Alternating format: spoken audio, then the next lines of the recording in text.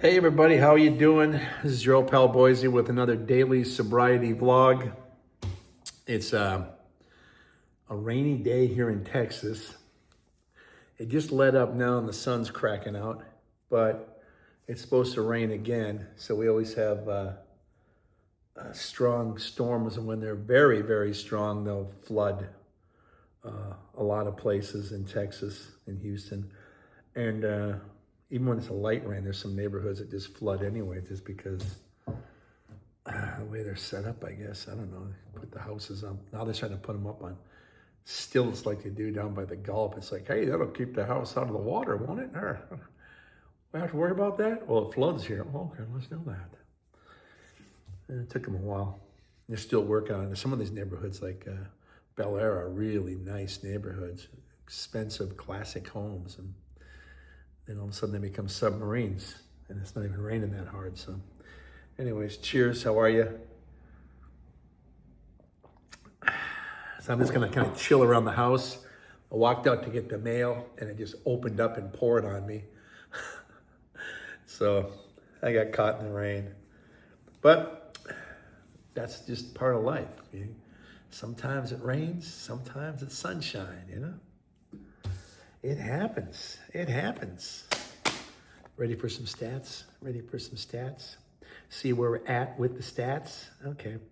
Today's Thursday, May 21st. I've been sober for 14,296 days. 39 years, 1 month, 18 days, 469 months, and 18 days, and counting. So that's kind of a cool thing. I mean,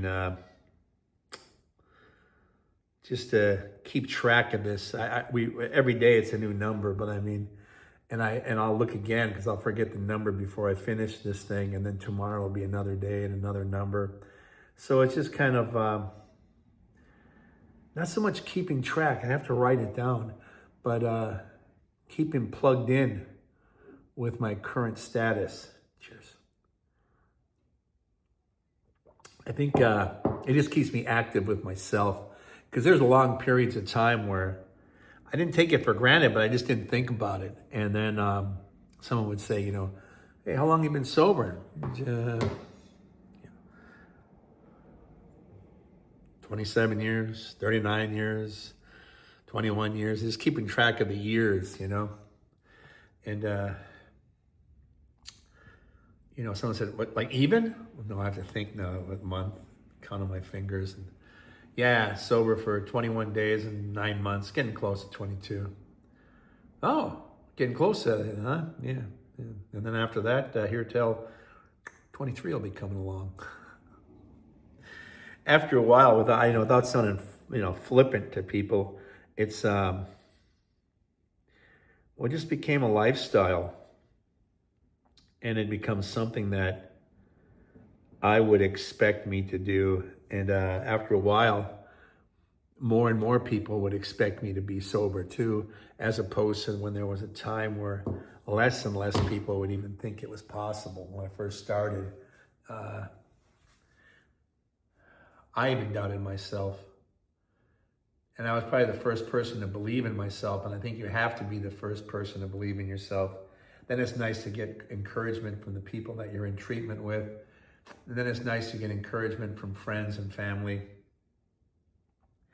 But it's real scattered. It's not like there's a lot. When you first start off, there's more doubters than anything. And it's not that they're not wishing you well. It's like your track record have proven that you're not a good horse to bet on. Unless you're betting on failure and complete disaster, then it's like, yeah, he's the man for us. That's even money right there. Put money on that one. So, as you get sober and continue your journey and more people support you, I think the easier it becomes, and then it becomes this narrative of you. I guess the best I can compare it to is like, say, you're not a religious person, and suddenly something happens where you throw yourself into religion, and you pick a church and you stick with it, and you work your way into the church, into the community, and work your way up, and you've been in there for years where people actually know your name. I think being sober is a lot like that, and the community and the church is your family and your friends and your coworkers and people that know you, and then more people know you because of being sober. It's like a lot like being known in the church. If you're a deacon, or you just you're always helping, clean up the church afterwards, or you're volunteer for things. You become known, and it becomes your identity. And then people look at you like you've always been there with the church, when in fact you hadn't been. And if some people hear what you'd done prior to that, they might have been shocked. What actually got you to be a very religious man might have been that you got into a car crash and killed someone. You might have had a strange divorce, or you were in jail for beating your family or something, or maybe you just lost too many people in your life and you just didn't have a purpose. You didn't feel like you had a purpose, and now you do with your religion. And everyone has to have a purpose or a direction or an idea of where they're going. You don't have to follow it all the way and to the letter, but you want to have something that moves you forward. And we got the big book, and we've got Alcoholics Anonymous books, and we got this one someone gave me, Happiness One Day at a Time, where you just, on every day has something. It's actually got a date, and it just says, like, one here is for August 12th, asking for forgiveness. Goes in a little detail about it. But you have to ask for forgiveness, whether it's the people that you've harmed and hurt, or maybe you're asking for forgiveness from your God because you want to cleanse your soul and you really want to throw yourself into this new life. But it's a thing where you might not even be thinking about it, and all of a sudden that's the thought for the day, and it's a little more detail, and gives you an opportunity to look, and you have a theme, and it helps you stay focused on where you're going. Gives you a theme for the day, an idea and a thought for the day. They'll give you prayers for the day, meditations for the day. It gives you something just to reflect on that special day where you just thought, man, it's just, today's just May 21st. What's the big deal? No, there's every day in these books, they have something for you. And they take great detailed, painfully detailed suggestions that, go a lot deeper than, just ask for forgiveness. There are going to be some reasons why you might, and ask you to look at why you would ask for forgiveness. And that's what humbles you to your situation you're in. It humbles you to where you are and where you're going. Yes, it gives you a theme, but it's nice to have a direction. It's nice to have some inner thought as you're making your journey forward. Things aren't always good. Things aren't always great. I mean, just this week alone, I had 2 people that were fairly close to me I had to cut out of my life. And sometimes people just become very toxic. And you don't know what you can even do with them anymore. And they basically drain you, and they're not bringing anything to the working relationship, so you have to just stop. And one was I was just volunteering to help, and I got so deep into it that it was just senseless at this point. I'm not here to spoon feed you, I'm here to help you. And there's another one where they actually got angry with me because I wasn't there when they wanted me to at the right time, literally at the right time. And even though I dropped everything and ran to her to make sure she was all right, and her daughter, she still was like, I don't need you. I mean, you hold this over my head. What do you, then I'm going to stop coming. Oh, you're going to be like that, are you? What do you want? So it's like, I just have to cut some people out of my life. I don't do that very often. I did 2 in this last week and a half, 3 weeks. It's just strange. It's just strange that things like that have to happen. And weird things, and people say, well, you of all people should know that you're being toxic. What? Oh, man. You of all people should know. That's when people weaponize who you are against you. You know, it's going to be aware of that stuff too. Here's a fun little question. How has the way you support others in recovery evolved over the years? I usually don't get that deeply involved personally with friends. That's the problem. When I deal with friends, they kind of worm their way in and act like, one, they can hang out with me and learn to be sober by osmosis, I guess. Cheers. Or they hear some painful details of what I went through, and their only contribution is, yeah, I was through something like that too. Yeah, more? Well, I just told you. It's not how it works. You have to get deeper into it. That's why, even as I explained this to you, and this happened 38 years ago with me,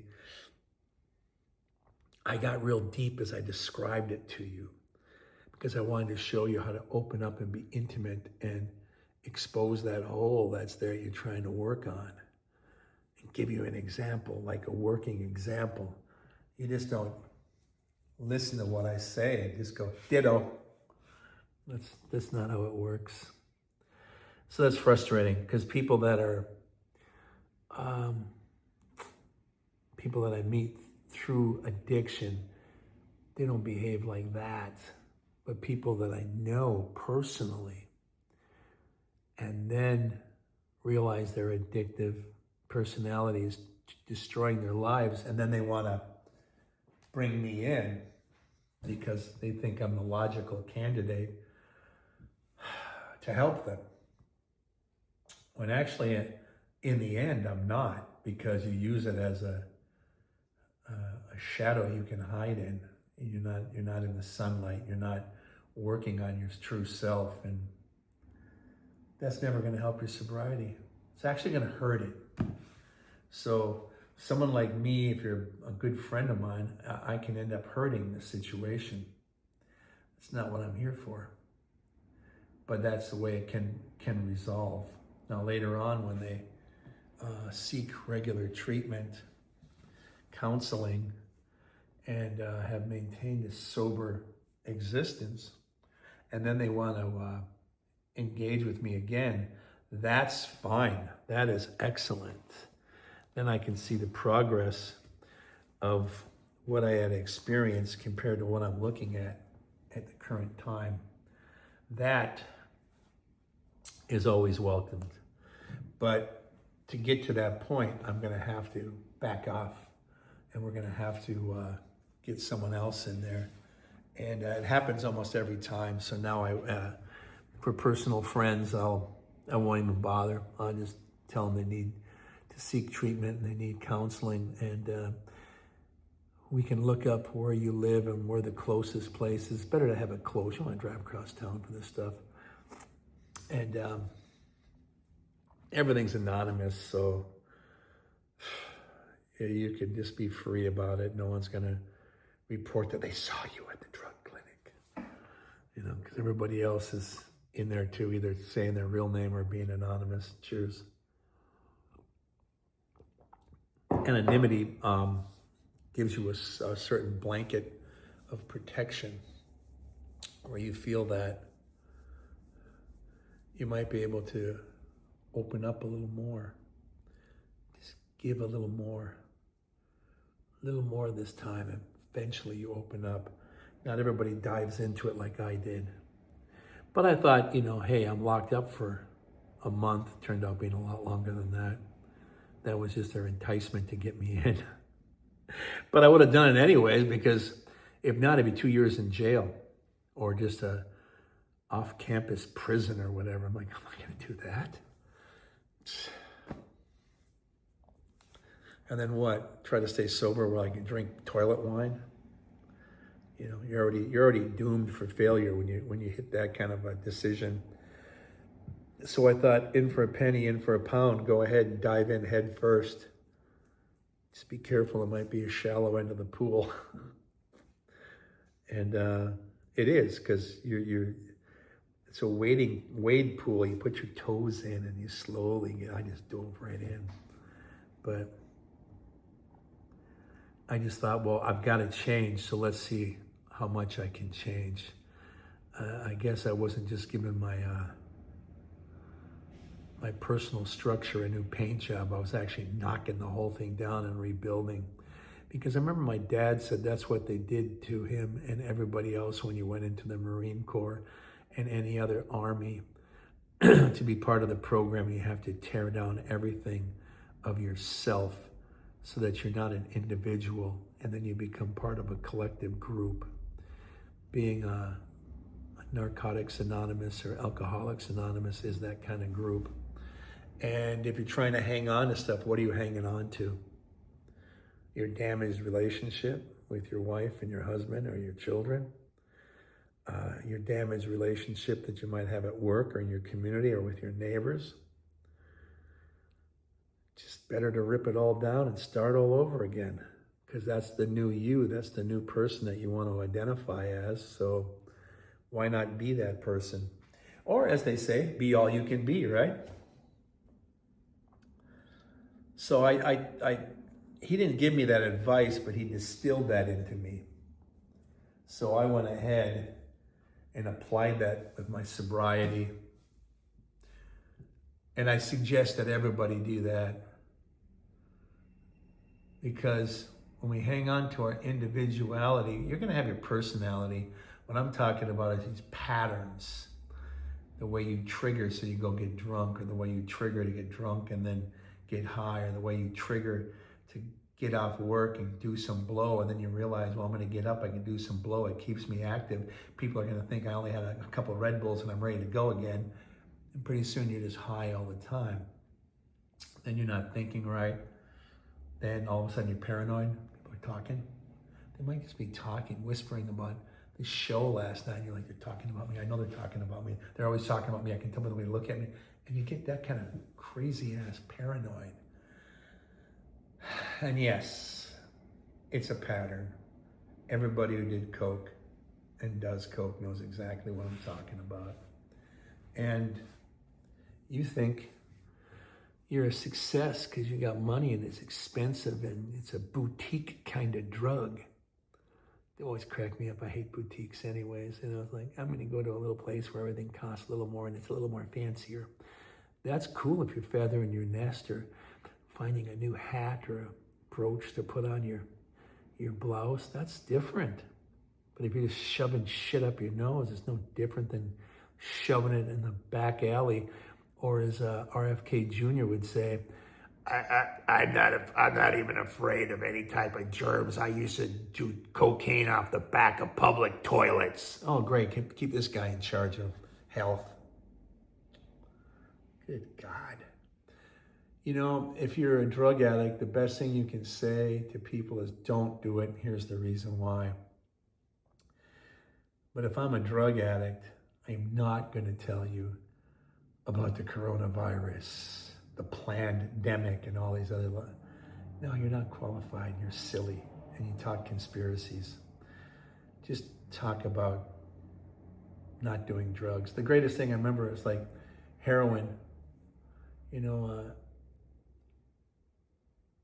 Tommy Bolin, who was Richie Blackmore's replacement in Deep Purple, he did one album with him, Come Taste the Band. It's really a good album. And they were on tour, and he was in Miami, and he had done heroin, and something happened with his arm where it was like paralyzed. It wouldn't move. So obviously he couldn't play guitar that night. And that caused a lot of problems with the band that was going to go on stage. Of course, later on he died. But not from that particular instance, but yeah, drugs will kill you, in case you didn't get the memo. But I remember Eric Clapton, who's arguably one of the greatest guitar players, and he got the coronavirus shot. And he was like, I couldn't move my arm. My arm was it was in bad shape. I know it was the coronavirus shot I took, and I'm never going to take it. And I want everyone not to take it. It's very dangerous. It's coming from a guy who'd shoot up heroin all the time. So much so that when they tried to do an album with him, what they did was, you ever see that album, Ocean Boulevard? I forget the address. It's the actual address of the mansion he lived at while they were recording. And it's the same studio that the Bee Gees made famous recording in down in Miami. Cheers. And they had him there trying to keep him off heroin, and he'd be on and off and on and off, and they were trying to record. So it was just a real nightmare for this guy later on to go, hey, I got a great thing I want to tell you all about to stay away from that. Like he's a doctor all of a sudden. It's like, dude, the only thing you can actually say is stay off heroin, stay off cocaine, stay off drugs. Here's some of the stupid shit I've done. Here's some of the bad decisions I've done. Here's some of the people I physically or emotionally hurt, and I'm ashamed of it. That's what you do. Not, let me tell you about heart disease. What? Get that, you're not a doctor. You know, just because you did heroin? I thought needles were your friend. And then, you know, if Tommy Bolin was alive, he would have said, hey, Eric, this happened to me when I was on heroin. They couldn't explain that either. You can't explain that. You can't put two and two and come up with that kind of unscientific conclusion. Just talk about how you shouldn't be doing heroin. That's your calling card, okay? And you're a great guitar player, so don't tell anybody how you should do the drums. You're an all right singer, and you're a fantastic guitar player. Don't start getting too deep into your vocals arrangements there, Pavarotti. Stay in your lane, as they say. Yeah. And that's the kind of thing that sometimes people think they're an expert because of something they've done. I don't consider myself an expert. I just consider myself a jackass who got out of the barn, kicked down the fence, rampaged through the countryside until I was finally corralled, put into a veterinarian clinic, and was treated for whatever Lyme disease I had with my drugs and alcohol. And then later on, I came out and went, hey, I think I'm going to be all right, but I'm going to try. And then over the course of the years that have gone by, people are all of a sudden saying, oh my God, you got to be talking to people about this. I do? Yeah, no, I don't know anyone that's been sober that long. Yeah, good point. Yeah, do you? No, not really. I haven't met anyone yet. Now, when I first started, stand up and go, hey, I'm Boise. I've been sober for 3 weeks. Hey, good, thanks, Boise. Good to see you. You know, someone else will stand up. I've been sober for 3 months, 4 months, because they take us on this. Besides our group, you know, we're all sober pretty much at the same time. But they let us out on a Saturday night. They'd take us to this hotel in Duluth on 4th Avenue. I'm sure it's not standing there anymore because it was a kind of a Bowery kind of thing. A lot of homeless and kind of bummy people were living there, and people that were on drugs too. And they would have their meeting right there in the side lobby, big room. And they'd have coffee. This is back in the day where you could actually smoke in a building, so it'd be full of smoke and full of coffee. Just like a bar, but instead of drinks, there's coffee. And conversations and people exposing themselves and their weaknesses to a certain degree. I did notice that people weren't getting real deep into that. I thought that was kind of interesting. I did, which would catch people's attention because I did the same thing when I was in my treatment group in lockup. So I did the same thing elsewhere. And everywhere I went, I did that because I noticed a reaction. So from that, I fed on that and went, oh, okay, this is acknowledgement. This is encouragement. So it dared me to go deeper into the pool. So it's actually kind of beneficial. I mean, more than kind of, very beneficial. And as I'm doing that over the course of the years, talking to people about it, it has evolved just like anything else. It's kind of like asking someone who's been married for 39 years as opposed to someone who's been married for 1 year and ask them what marriage is like. That if that should line up with you and go, oh, okay, that makes sense. Because sometimes you ask for advice for people that have been doing it a little bit longer. And obviously, if there's a college course and there's a professor, that person has done more research and belongs in that position. And that's the reason why they're where they're at. Comes with time. And time just keeps evolving.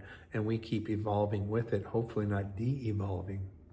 But thank you for joining me on the daily sobriety vlog. Those of you on Patreon that help us out for the outreach program, thank you. Venmo, Cash App, Buy Me a Coffee, ding, ding, ding, ding, ding, chime. All those little great things that help us. We appreciate it. I thank you for joining me because your time is valuable.